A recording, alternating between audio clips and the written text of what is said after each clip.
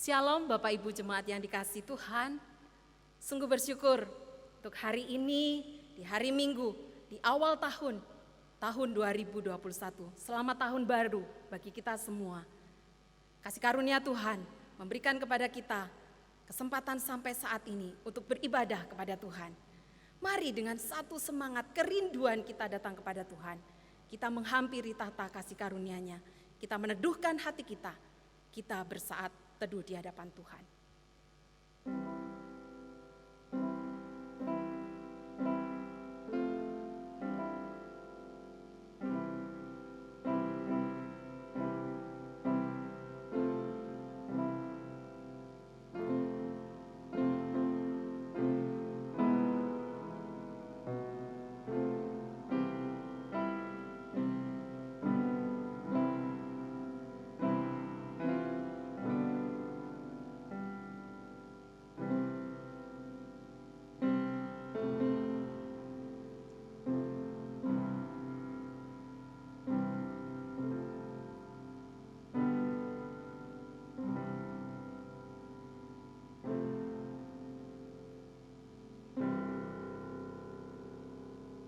Amin.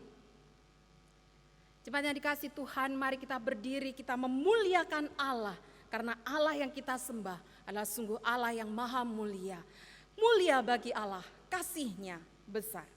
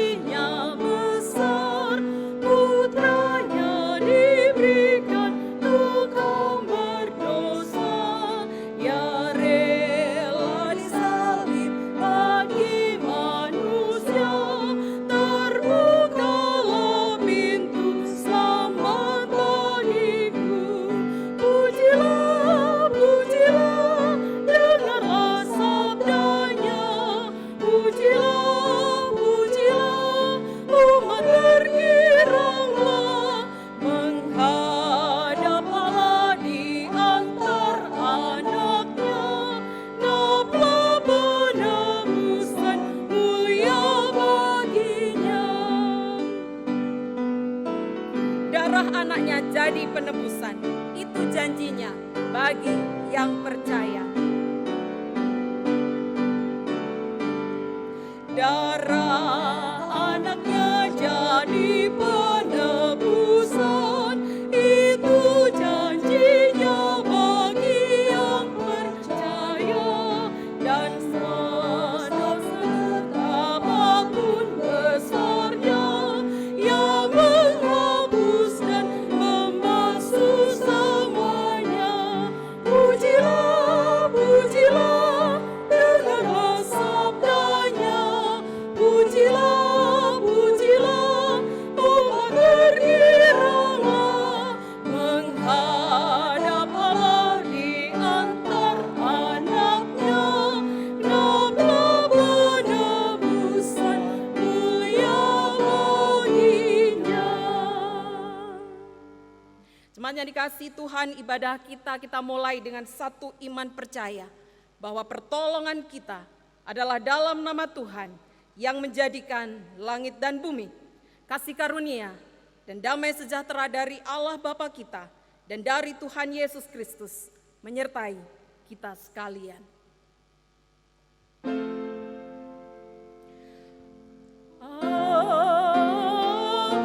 Amin, amin, amin. Jemaat dipersilahkan duduk. Nats pembuka yang mendasari ibadah kita terambil dari Mazmur 90 ayatnya yang ke-12 sampai 14. Ajarlah kami menghitung hari-hari kami sedemikian, hingga kami beroleh hati yang bijaksana. Kembalilah ya Tuhan berapa lama lagi, dan sayangilah hamba-hamba-Mu. Kenyangkanlah kami di waktu pagi dengan kasih setiamu, supaya kami bersorak-sorai dan bersukacita semasa hari-hari kami. Jemaat yang dikasihi Tuhan, Allah kita adalah Allah yang setia. Oleh sebab itu kita senantiasa rindu mendekat kepadanya. Di antara segala pilihan yang ditawarkan dunia ini, kita tetap memilih Yesus dalam hidup kita. Ku memilih Yesus dan bukan yang lainnya.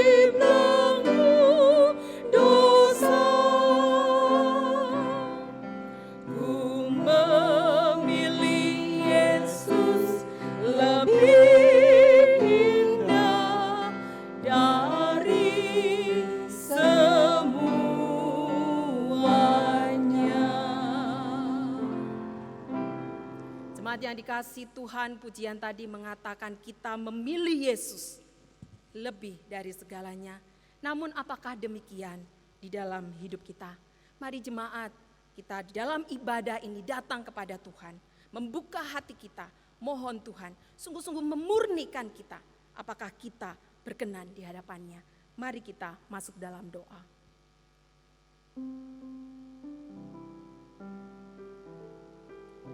Bapa kami yang di surga,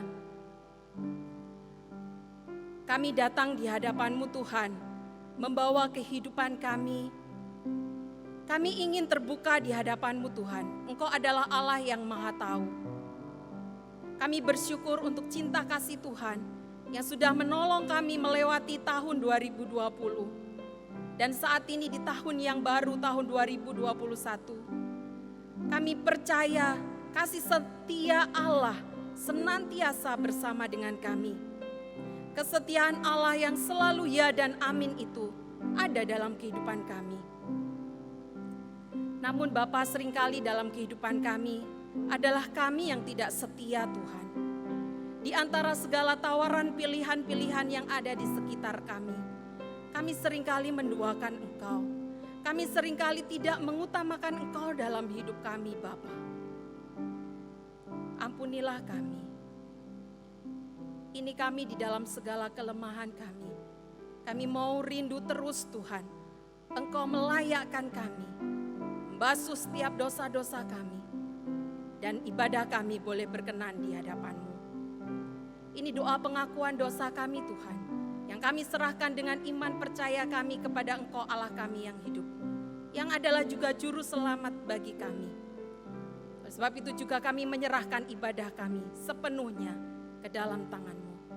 Di dalam nama Tuhan Yesus, Tuhan yang sungguh mengasihi kami berdoa dan mengucap syukur kepadamu. Amin. Jemaat yang dikasihi Tuhan, mari kita senantiasa memandang salib-Nya, karena Dialah juru selamat yang mengampuni dosa-dosa kita. Kupandang salib-Mu, ya juru selamatku di Golgota.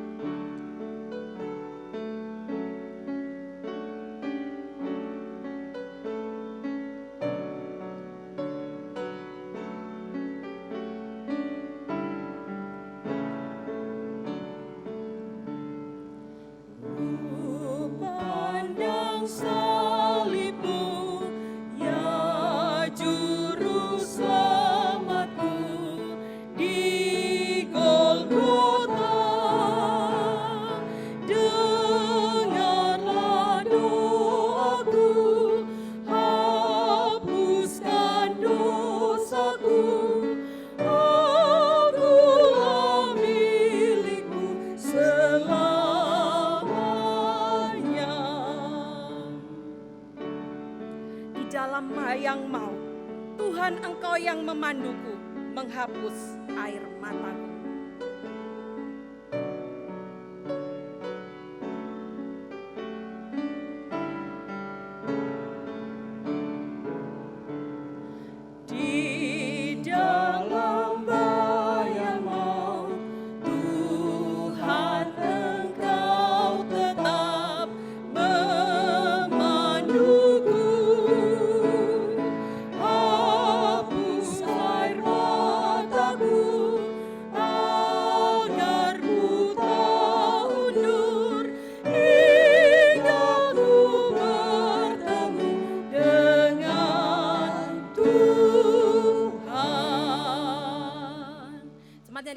Tuhan, mari kita berdiri, kita terima berita anugerah yang dari Tuhan Yesus Kristus.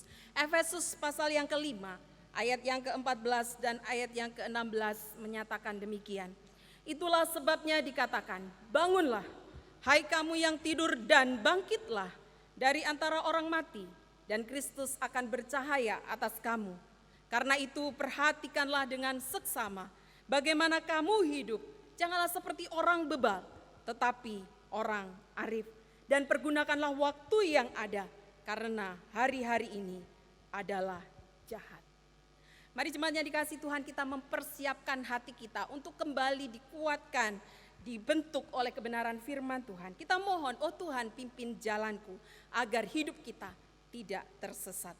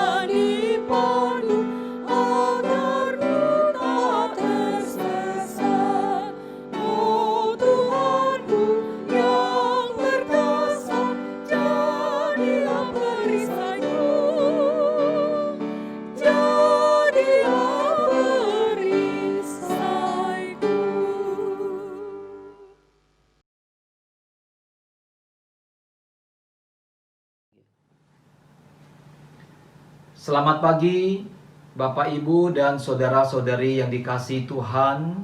Shalom. Sebelum kita merenungkan firman Tuhan, mari kita bersama-sama berdoa. Tuhan Allah Bapa di surga, kami sungguh mengucap syukur, berterima kasih untuk cinta kasih dan penyertaan Tuhan sepanjang tahun 2020 yang lalu.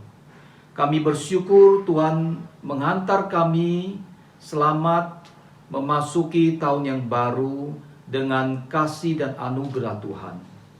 Bapa di surga, pada hari ini kami rindu supaya boleh kembali disapa oleh firman-Mu. Sebagaimana Engkau menyertai Musa di dalam membawa bangsa Israel keluar dari tanah perbudakan di Mesir. Kami sungguh merindukan Engkau juga menyertai kami ya Tuhan, memasuki tahun yang baru, melewati berbagai masalah dan kesulitan yang kami hadapi di waktu-waktu yang lalu. Dan kami serahkan ya Tuhan, supaya Engkau sendiri membawa kami untuk boleh memasuki tahun yang baru ini dengan penuh pencerahan dan pemulihan daripada Engkau sendiri. Terima kasih ya Bapa di surga, Engkau menyertai hamba-Mu yang penuh dengan keterbatasan. Engkau memberikan kuasa daripada Roh Kudus supaya dapat menyampaikan firman-Mu seturut dengan kehendak Tuhan. Terima kasih ya Bapa, di dalam nama Tuhan kami Yesus Kristus kami berdoa. Amin.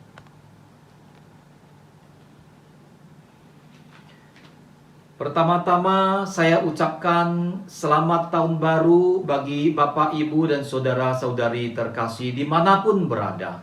Tahun 2020, tahun yang dipenuhi dengan pemberitaan tentang COVID-19 yang menimbulkan penderitaan, kesusahan, kesedihan, dan air mata telah kita tinggalkan. Kiranya kasih setia Allah tetap menyertai Bapak, Ibu, Saudara sekalian memasuki tahun 2021 yang baru ini dengan pencerahan, pemulihan, dan harapan yang baru, terutama dengan dimulainya vaksin yang akan diberikan secara gratis oleh pemerintah kita. Firman Tuhan hari ini akan membahas tentang kehidupan Musa yang mengalami pencerahan dan pemulihan pada saat dia menjawab panggilan Allah secara benar.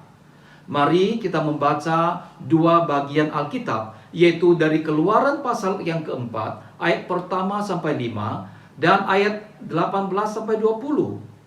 Lalu sahut Musa, bagaimana jika mereka tidak percaya kepadaku dan tidak mendengarkan perkataanku, melainkan berkata, Tuhan tidak menampakkan diri kepadamu. Tuhan berfirman kepadanya, apakah yang di tanganmu itu? Jawab Musa, tongkat. Firman Tuhan, lemparkanlah itu ke tanah. Dan ketika dilemparkannya ke tanah, maka tongkat itu menjadi ular, sehingga Musa lari meninggalkannya. Tetapi firman Tuhan kepada Musa, ulurkanlah tanganmu dan peganglah ekornya. Musa mengulurkan tangannya, ditangkapnya ular itu, lalu menjadi tongkat di tangannya. Supaya mereka percaya bahwa Tuhan Allah nenek moyang mereka, Allah Abraham, Allah Ishak, dan Allah Yakub telah menampakkan diri kepadamu.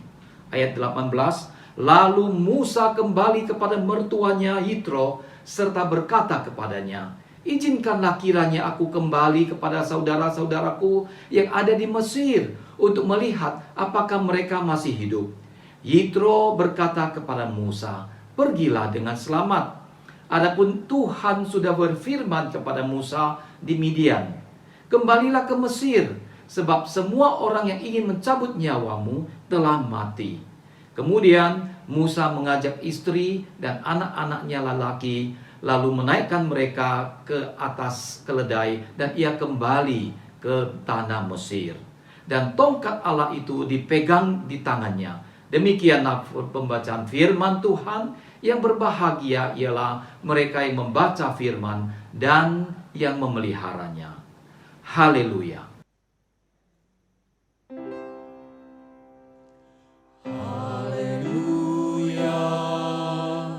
Haleluya,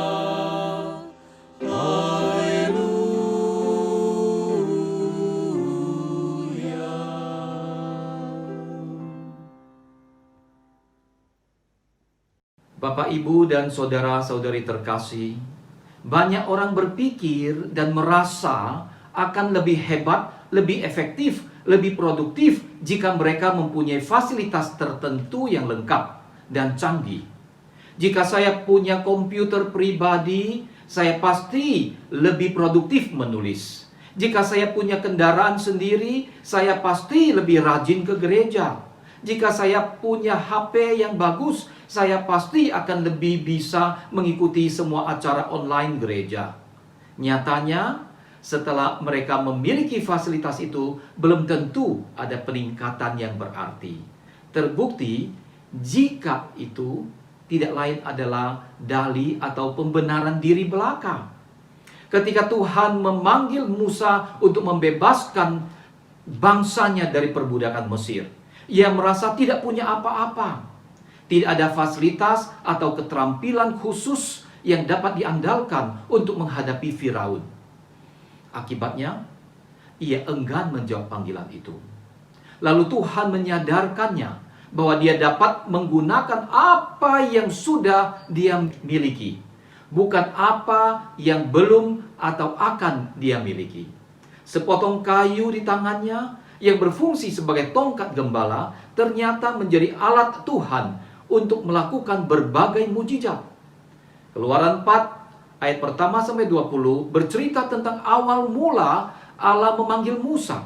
Allah memiliki rencana yang luar biasa bagi Musa, yaitu memilihnya untuk memimpin bangsa Israel keluar dari perbudakan Mesir.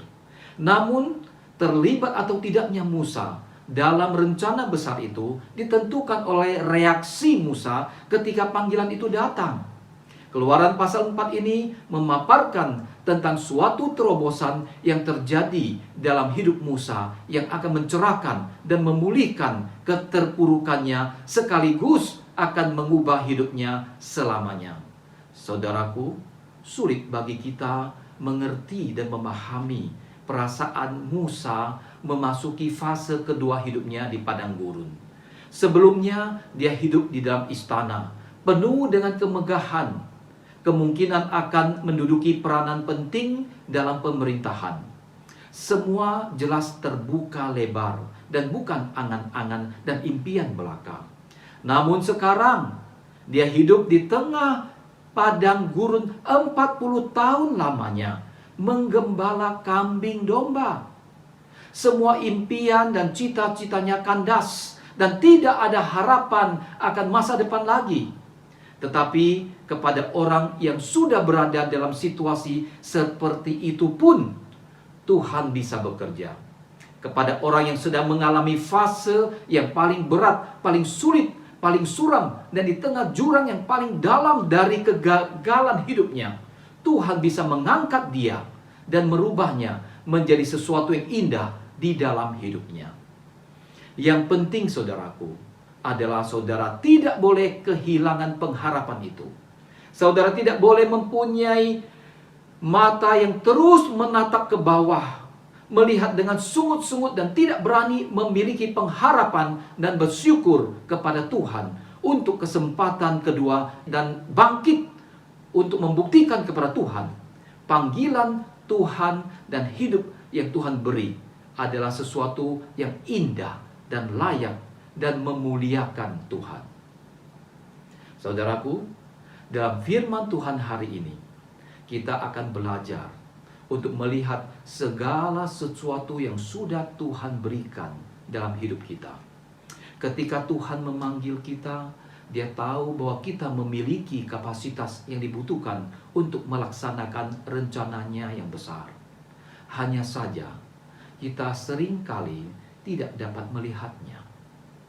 Hari ini ada beberapa hal penting yang bisa kita pelajari Keluaran pasal 4 ini.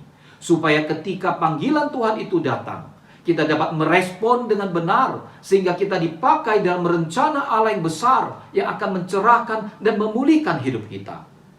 Jadi, apa yang akan kita lakukan untuk dapat mengalami pemulihan dan pencerahan hidup? Kita harus menyadari akan 3 hal ini, yaitu yang pertama, menyadari apa yang ada pada kita. Ya, kita sering tidak menyadari potensi apa yang ada di dalam diri kita. Tuhan memiliki rencana yang besar bagi kita, saudaraku.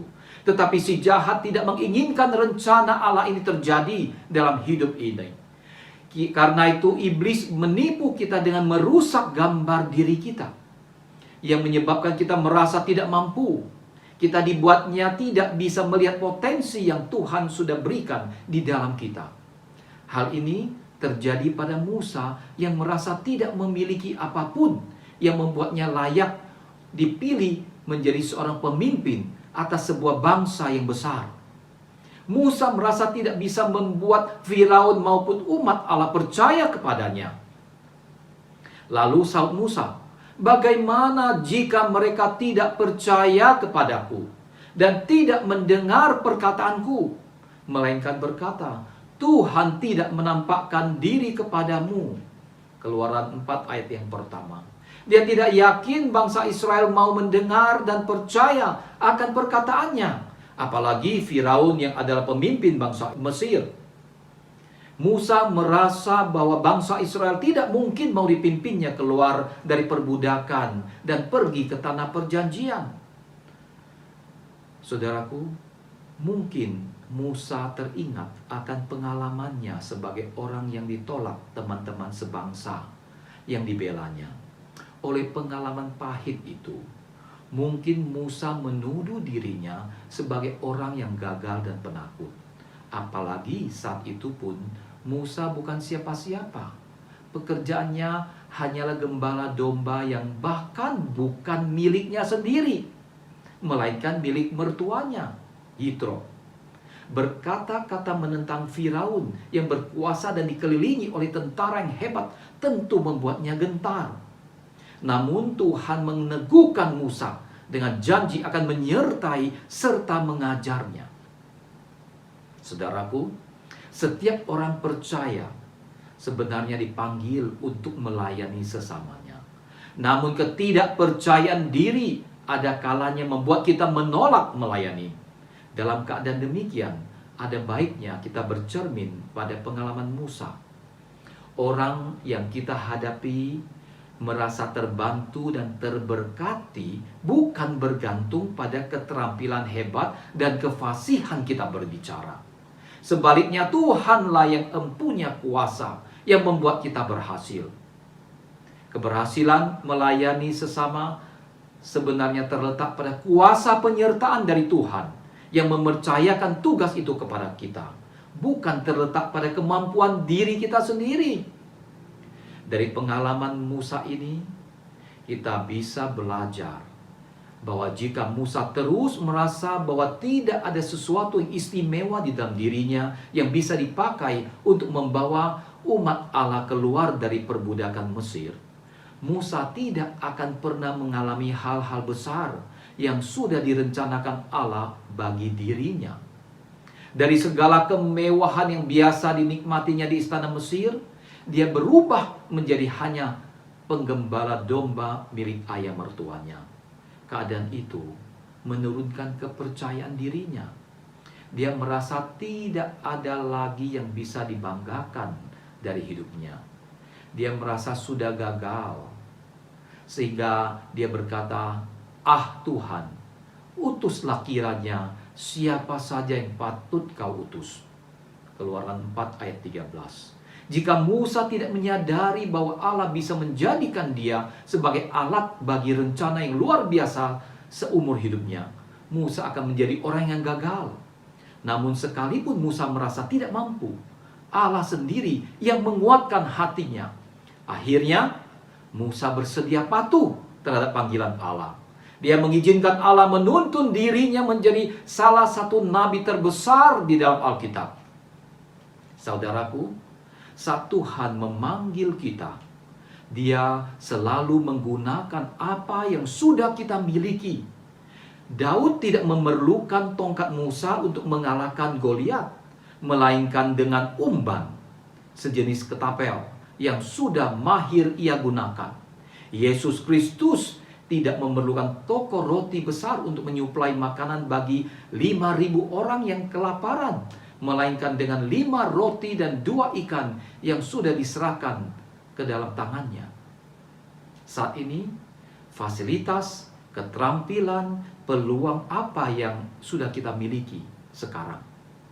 Serahkanlah kepada Tuhan, maka Dia dapat menggunakannya untuk membesarkan namanya melalui hidup kita. Di tangan Musa, sebatang kayu hanya menjadi tongkat gembala, tetapi di tangan Tuhan bahkan membuat laut terbelah.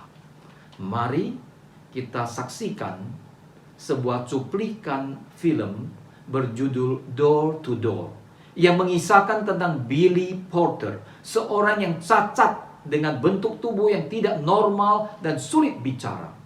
Tetapi kegigihan, kesabaran, keuletan, serta kerja keras Billy akhirnya menjadikan dia seorang salesman yang berhasil. So, what do you have? Excuse me? Your affliction, Why do you talk like that? Cerebral palsy. Oh. How do you get that? From birth. The doctor squeezed my head with the forceps. It's not catching.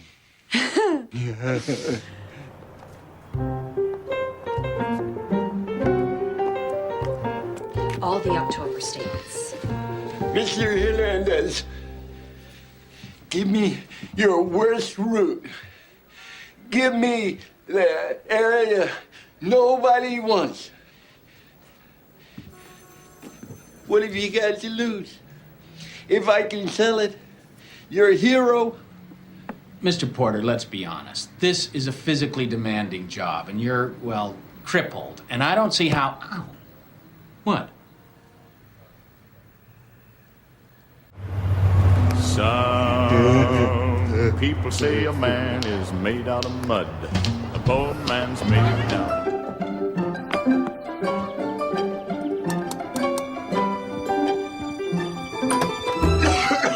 Yeah. Good morning. My name is Bill Porter, and I would like to take a moment of your time to tell you about some of the many fine Watkins products available. And, of course, they all come with a 100% money-back guarantee. I don't think so. Who is it? Some charity guy. My name is Bill Porter, and I was wondering if I could take a moment of your time to show you some of the many fine Watkins products. Joey, I told you. Hey. Here, I'd like to help you.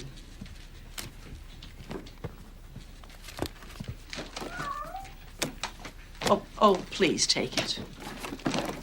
I don't need charity. I'm from the Watkins Company. What? No solicitors. You know, Bill, with your condition, you could collect disability. I'm working, I know, but I'm saying if you weren't working, but I am working. I just want to make sure that you're aware of what's available to you. I have a job. I know. I'm a salesman for Watkins.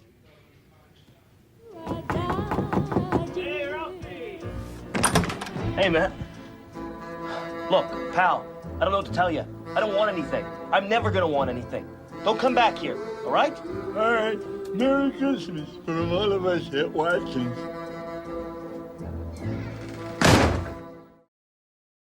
Bill Porter. Hey! It's you won! What? Salesman of the Year! Get up there! Come on up here, Bill.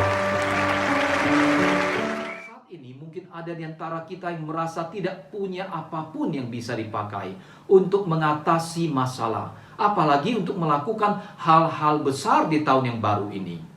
Tetapi sadarilah saudaraku, bahwa rencana Tuhan di dalam hidup saudara sangat indah. Kita adalah bangsa terpilih, umat kepercayaan Allah. Rencana Tuhan adalah memakai hidup kita untuk menyatakan kemuliaannya ke seluruh dunia. Sesudah kita menyadari hal ini, barulah Allah bisa bekerja di dalam hidup kita. Hal yang kedua yang perlu kita sadari, menyadari bahwa kita memiliki suatu potensi yang dapat dikembangkan. Musa tidak pandai bicara, tetapi dia memiliki tongkat tangan, mulut, dan Harun kakaknya yang diutus Tuhan untuk membantunya. Tongkat itu pada awalnya hanya dipakai untuk menggembalakan domba, tetapi Allah memakainya untuk menyatakan mujizatnya. Di tangan Tuhan, tongkat itu dipakai untuk memimpin bangsa Israel keluar dari tanah Mesir. Mulut Musa yang berat lidah juga dipakai oleh Allah. Allah menjadikan mulut Musa berkuasa. Selain itu, masih ada Harun yang dipakai Allah untuk menolong Musa. Pada zaman sekarang, bisa dikatakan Musa itu bicaranya gagap. Dengan kondisi seperti itu, Musa merasa tidak akan bisa meyakinkan bangsa Israel dan Firaun. Musa sungguh menyadari hal itu, sehingga dia mengungkapkan kelemahannya itu kepada Allah. Namun, karena Allah melihat melampaui apa yang dapat dilihat Musa, dan Allah tahu potensi yang Tuhan taruh di dalam Musa. Bukan yang dilihat manusia, yang dilihat Allah. Manusia melihat apa yang di depan mata, tetapi Tuhan melihat hati. 1 Samuel 16 ayat yang ke-7. Saudaraku, Tuhan sudah menyediakan banyak hal dalam hidup kita untuk menyelesaikan masalah atau melakukan hal-hal yang berguna. Namun seringkali kita tidak melihatnya. Adalah manusiawi jika kita tidak yakin terhadap potensi diri kita. Kuncinya adalah iman. Ketika kita beriman kepada Allah, kita percaya kepada kuasa Allah, sekalipun kita terbatas, Allah tidak terbatas. Karena Allah adalah penjamin kita. Tidak ada yang perlu kita takuti. Potensi tidak hanya ada di dalam diri kita, tetapi juga bisa terus dikembangkan. Talenta yang kita miliki pada awalnya terasa tidak berarti. Itu wajar, karena saat itu talenta kita belum menghasilkan apa-apa. Namun Allah memberikan dalam diri kita talenta yang dapat berkembang. Jika kita terus-menerus mengusahakannya dengan iman, ketaatan, dan kesetiaan, talenta itu akan berkembang berlipat kali ganda. Putra saya Daniel les piano hanya setahun saja. Tetapi karena gereja membutuhkan pianis, dia diminta untuk ikut pelayanan musik setiap minggu. Sehingga sekarang dia sudah dapat mengiringi liturgos dan singer dalam kebaktian umum. Saudara memiliki potensi yang jauh lebih besar dari yang saudara sadari. Mintalah Allah untuk menyatakannya dan menunjukkannya kepada saudara, sehingga saudara bisa menggunakan potensi itu untuk kemuliaannya. Saudaraku yang terkasih, sadarilah bahwa Tuhan memberikan potensi yang luar biasa kepada setiap kita, yang dapat dikembangkan untuk melakukan pekerjaan yang memuliakan dan meninggikan namanya. Pakailah dan kembangkanlah potensi yang ada di dalam diri saudara. Yang terakhir, yang ketiga, menyadari bahwa hidup kita berada dalam rancangan Allah. Pada waktu kelahiran Musa, setiap bayi laki-laki yang dilahirkan oleh perempuan Ibrani terancam dibunuh atas titah Firaun. Namun, bayi Musa berhasil lolos. Pada waktu itu dihanyutkan di sungai Nil. Musa ditemukan lalu diangkat anak oleh putri Firaun, sehingga Musa bisa terus hidup dan mendapat pendidikan kepemimpinan yang sangat baik. Kondisi ini bertujuan supaya Musa tahu bagaimana menjadi seorang pemimpin, sehingga bisa memimpin umat Allah keluar dari perbudakan Mesir. Lalu Allah membiarkan Musa menjadi seorang pelarian di padang gurun karena Allah ingin membentuk karakternya. Jika Musa tetap dibiarkan berada di posisinya sebagai pangeran, mungkin Musa tidak akan dapat memahami perasaan rakyat biasa. Oleh karena pernah menderita, Musa memiliki hati yang lembut terhadap bangsa Israel. Walaupun bangsa Israel itu adalah bangsa yang tegar tengkuk dan keras kepala dan selalu menghina Musa, namun Musa selalu bersyafaat bagi mereka. Jika Musa tidak pernah mengalami penderitaan, mungkin bisa saja dia menjadi pemimpin yang sewenang-wenang. Seperti yang kita ketahui, dia membunuh orang Mesir yang memukul orang Ibrani. Sekalipun cerdas, tetapi jika hati Musa tidak lembut, Allah tidak dapat memakai dia. Musa bahkan bisa menjadi berbahaya karena kecerdasan yang dia miliki. Jadi, kita melihat penderitaan turut membentuk karakter Musa menjadi baik. Saudaraku, seringkali Tuhan mengizinkan berbagai masalah dan penderitaan menimpa hidup kita. Kesulitan hidup, penderitaan, dan air mata akan menjadikan kita lebih tegar, lebih mampu bertahan menghadapi goncangan dan pergumulan hidup. Juga segala berkat dan anugerah yang Tuhan berikan dalam hidup kita memiliki tujuan ilahi.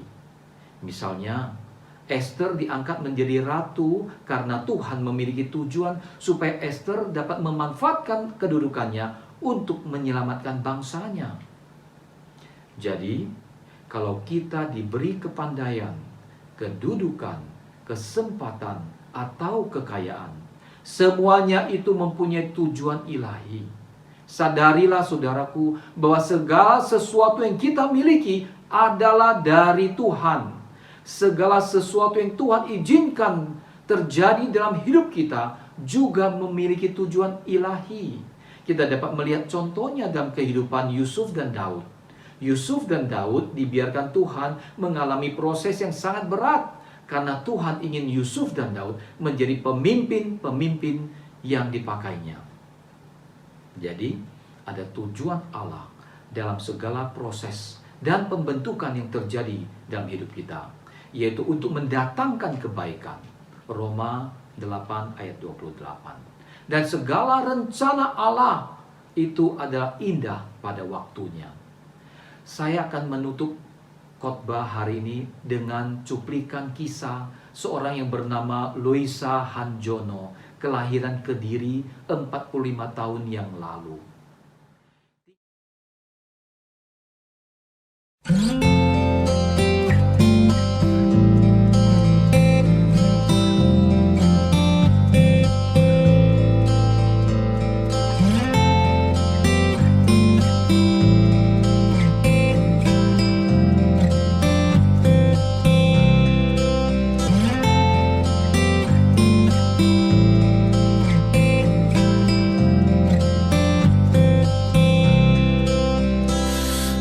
Ada manusia yang terlahir sempurna.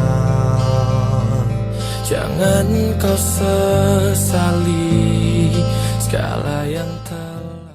Ya, waktu itu saya sempat bertanya pada kedua orang tua saya, "Mah, Pak, kenapa sih kok saya begini? Kok saya lain dari saudara-saudara saya? Kok saya lain dari teman-teman saya?" Dan pada waktu itu, jawaban mereka itu yang membuat saya itu mempunyai.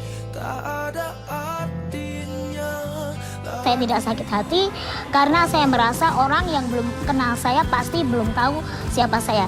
Dan setelah kenal, saya mulai dekati mereka dan akhirnya kami bersahabat. Saya diri itu pertama kali ya saya dapat karena pada waktu umpama ada saat-saat yang mungkin ada sakit hati ya, ada pergumulan, ada permasalahan, ada olok-olok. Itu saya mulai datang kepada Tuhan. Saya ngomong sama Tuhan, pokoknya saya percaya Tuhan dengerin saya. Terus, jadi meskipun saya cacat, tapi jangan sampai jiwa saya yang cacat. Boleh tubuh saya cacat, tapi jiwa saya jangan cacat.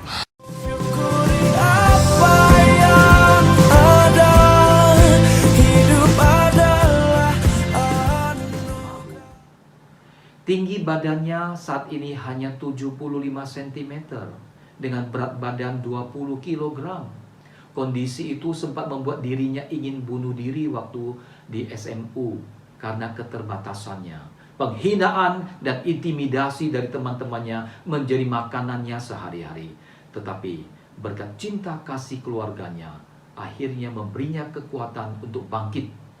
Dia tidak membiarkan apa yang tidak dia miliki menghancurkan hidupnya, tapi dia melihat dan memakai apa yang dia miliki, yang dianugerahkan Tuhan, yaitu jiwa yang sehat, dan terus menggali dan mengembangkan potensi yang ada untuk bangkit dan untuk melakukan yang terbaik untuk kemuliaan Tuhan. Mungkin selama ini saudara mengalami berbagai masalah, kesulitan hidup, penderitaan, kesedihan, dan keterpurukan. Maukah saudara mengalami pencerahan dan pemulihan hidup di awal tahun yang baru ini? Saudara perlu menyadari 3 hal ini, yaitu sadar bahwa Tuhan menaruh potensi di dalam setiap saudara, dan juga sadar bahwa potensi yang Tuhan taruh di dalam saudara itu dapat berkembang, serta sadar bahwa segala sesuatu yang ada pada saudara, yang terjadi dalam hidup saudara, adalah dalam rancangan Allah. Kiranya Tuhan memberkati kita sekalian. Amin.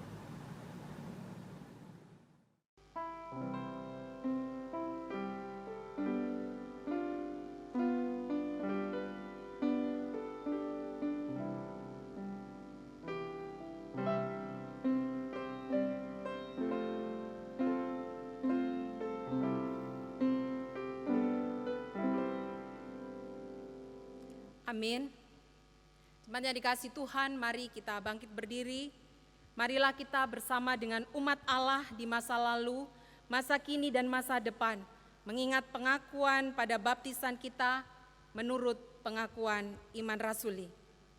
Aku percaya kepada Allah, Bapa yang Maha Kuasa, Khalik langit dan bumi, dan kepada Yesus Kristus, Anaknya yang tunggal, Tuhan kita, yang dikandung dari Roh Kudus, lahir dari anak darah Maria, yang menderita sengsara di bawah pemerintahan Pontius Pilatus, disalibkan, mati dan dikuburkan, turun ke dalam kerajaan maut. Pada hari yang ketiga, bangkit pula dari antara orang mati, naik ke surga, duduk di sebelah kanan Allah Bapa yang Maha Kuasa. Dan dari sana ia akan datang untuk menghakimi orang yang hidup dan yang mati. Aku percaya kepada Roh Kudus, gereja yang kudus dan am, persekutuan orang kudus, pengampunan dosa, kebangkitan orang mati, dan hidup yang kekal. Amin. Jemaat dipersilahkan untuk duduk kembali. Bapak Ibu jemaat yang dikasihi Tuhan, bersyukur untuk hari ini, minggu pertama di bulan Januari di tahun yang baru. Kasih setia Tuhan yang boleh menghantar kita memasuki tahun yang baru. Bapak Ibu jemaat, walaupun kita beribadah di tempat kita masing-masing, namun marilah kita terus juga mengupdate setiap kegiatan apa saja yang ada di dalam gereja kita. Warta yang dibagikan kiranya juga mendapat perhatian bagi kita dan kita doakan bersama-sama. Jemaat yang dikasihi Tuhan, untuk minggu yang akan datang pada 10 Januari 2020, kita sekalian akan memasuki satu ibadah adanya sakramen perjamuan kudus. Oleh sebab itu mari pada hari ini, pada kesempatan doa ini, kita mempersiapkan hati kita untuk masuki sakramen perjamuan kudus di minggu yang akan datang 10 Januari. Bapak Ibu, mari kita menyimak persiapan menerima sakramen perjamuan kudus. Pada perjamuan malam kudus, pada perjamuan malam terakhir, Kristus menghendaki kita merayakan perjamuan kudus untuk mengenangnya. Mengenang Kristus berarti mengalami kehadirannya seperti murid-muridnya dahulu, mengalami kehadiran bersama mereka. Mengenang Kristus juga berarti menyadari secara pribadi seluruh kehidupan Kristus yang diberikannya bagi keselamatan dunia. Sejak dia lahir, melayani, menderita sengsara, mati, dibangkitkan dan dimuliakan di surga. Marilah kita merenungkan. Apakah saudara benar-benar rindu untuk berjumpa secara pribadi dengan Kristus, untuk mengalami kasih, kuasa, dan kebenarannya yang membaharui hidup saudara? Apakah saudara menghayati bahwa seluruh kehidupan dan karya Kristus, yaitu kelahirannya, pelayanannya, penderitaannya, kematiannya, kebangkitannya, kenaikannya ke surga, sampai dengan kedatangannya kembali, terkait erat dengan kehidupan saudara? Yang kedua, pada perjamuan malam terakhir, ketika Kristus memecah roti dan mengangkat cawan, Dia membangkitkan tubuh dan darahnya sendiri kepada murid-muridnya. Menerima tubuh dan darahnya berarti dipersatukan dengan Kristus, sehingga Dia menjadi kepala dan kita tubuhnya. Menerima tubuh dan darahnya berarti dipersatukan dengan semua orang yang menerimanya, juga menjadi satu tubuh dan satu roh. Marilah kita merenungkannya.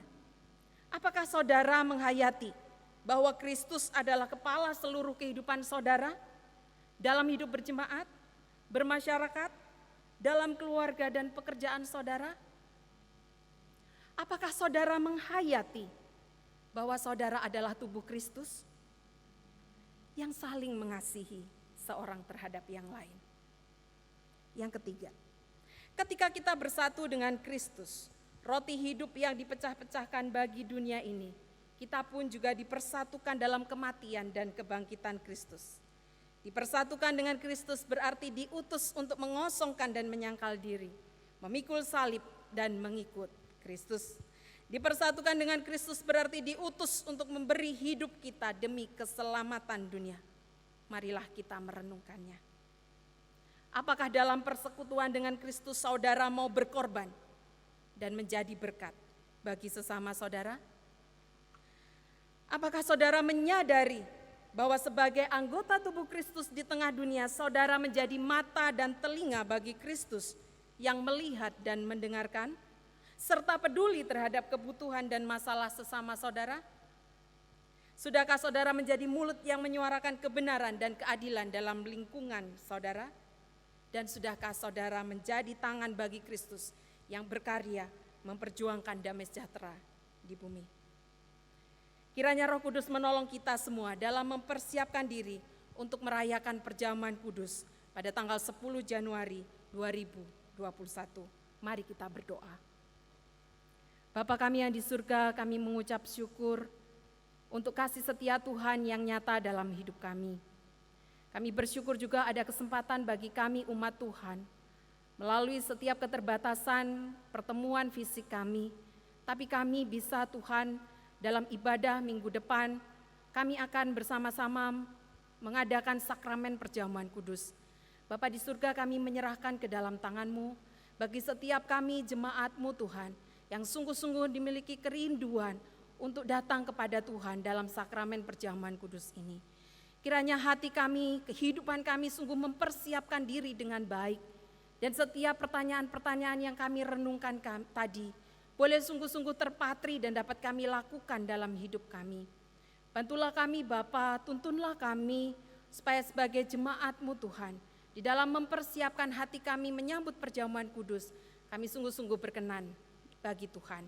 Kami serahkan untuk ibadah pada 10 Januari nanti, untuk tim multimedia, untuk setiap hamba Tuhan, setiap umat Tuhan yang akan melayani Tuhan, Tuhan yang memberkati, sehingga pelayanan ini dapat dikerjakan untuk hormat kemuliaan nama Tuhan. Bapa di surga, kami juga berdoa menyerahkan bangsa dan negara kami memasuki tahun yang baru di tahun 2021 ini. Kami terus Tuhan memohonkan berkat-Mu Tuhan bagi Indonesia ini, supaya Tuhan bangsa kami adalah bangsa yang tetap berkenan di hadapan Tuhan, dan Tuhan boleh terus senantiasa menyertai memberkati bangsa ini. Pakai setiap anak-anak Tuhan untuk melakukan karya dan karsanya dalam bangsa ini, menjadi berkat bagi kehidupan bangsa dan negara ini. Ini doa syafaat kami Tuhan, kami serahkan permohonan doa kami dengan iman kami. Dalam nama Tuhan kami Yesus Kristus, Juru Selamat kami yang hidup, kami berdoa. Amin. Jemaat yang dikasihi Tuhan, mari pada saat ini kita akan memberikan ucapan syukur kita kepada Tuhan.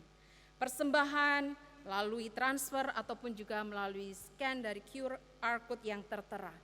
Nats persembahan yang terambil dari Mazmur 37 ayat 25 sampai 26, demikian firman Tuhan. Dahulu aku muda, sekarang telah menjadi tua, tetapi tidak pernah kulihat orang benar ditinggalkan atau anak cucunya meminta-minta roti. Tiap hari ia menaruh belas kasihan dan memberi pinjaman dan anak cucunya menjadi berkat. Mari kita datang pada Tuhan, memberikan persembahan syukur kita. Kita memuji Tuhan, jaminan mulia ku diberi.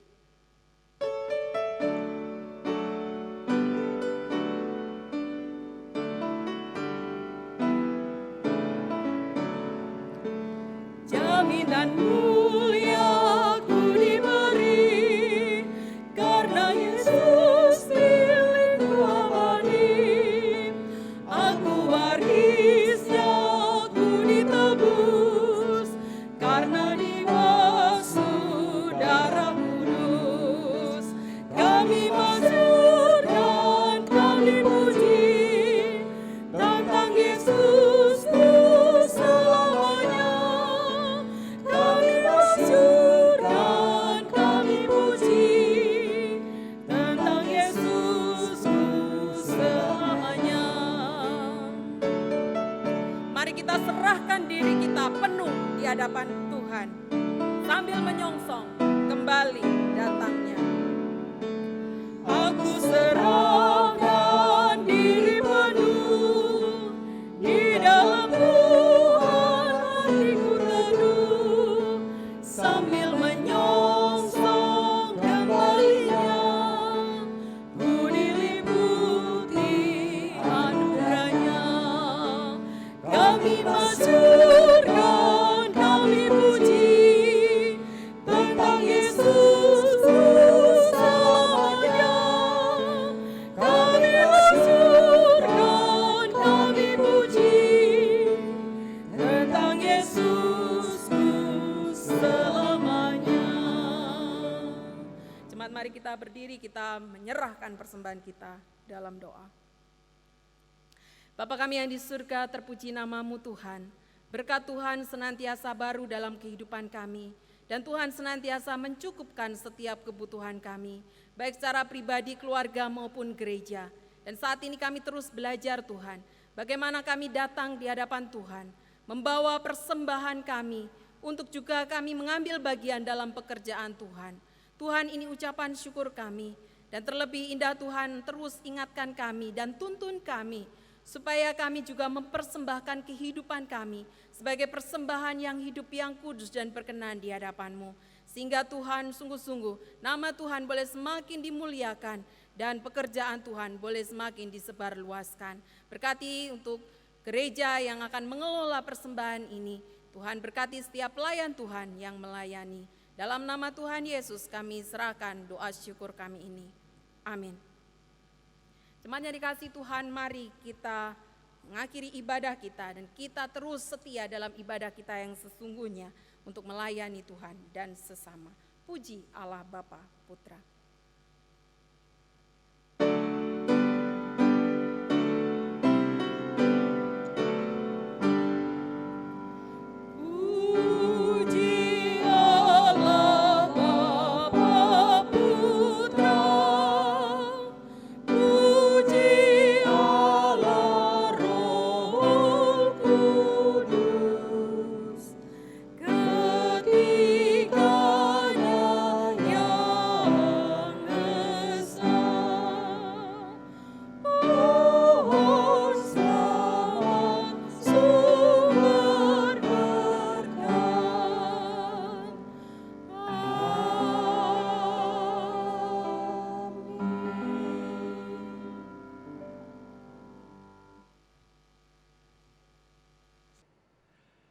Jemaat yang dikasihi oleh Tuhan Yesus Kristus, marilah kita mengarahkan hati kita kepada Tuhan dan menerima akan berkat dari Tuhan.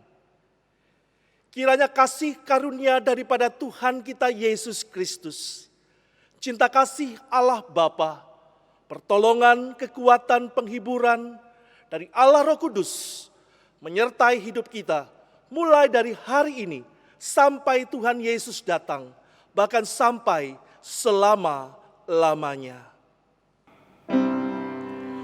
Haleluya.